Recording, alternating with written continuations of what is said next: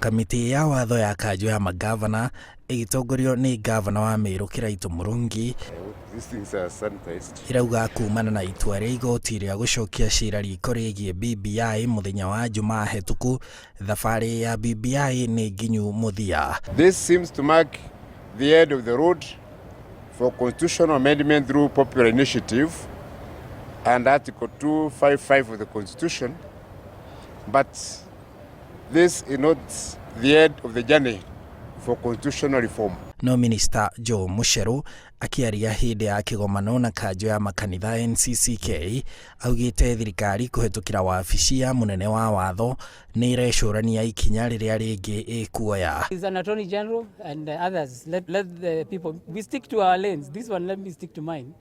They will decide, but there are some fundamental things that the court ruled on, that if they are not appealed, then the country cannot move forward.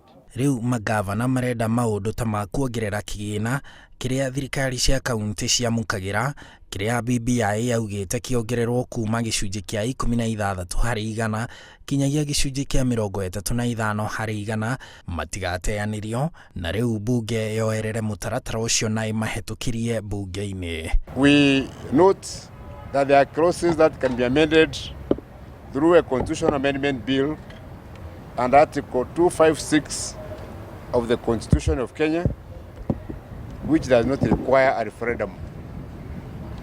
These clauses, as proposed in the BBI through the Constitutional Amendment Bill of 2020, which has already passed through both houses of Parliament. We are not interested in further appeals and further legal processes.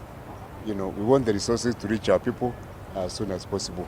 Joe Mucheru agĩtetia igoti rĩa gũcokia macira riko nĩ kuuga atĩ commission ya ithurano bũrũri-inĩ IEBC ndĩkinyanĩire kĩwatho, akiuga IEBC noyo yarũgamĩrĩire gĩthurano gĩa gũthura president wa igoti rĩu mũcirithania Daniel Musinga, ũrĩa nĩ ũmwe wa acirithania 7 arĩa mateanĩirie BBI. Court of Appeal president, he was elected to that position by IEBC, which they now say that IEBC is illegal, was not constituted. What does that then mean for that Court of Appeal? Are they constituted or not? Because if they are saying that IEBC was not set up properly, then it means they are saying everything IEBC did from the time the others resigned is not valid. Handũ-inĩ ha Inooro TV, njĩtagwo Harun Njoroge wa Maina. And add very proudly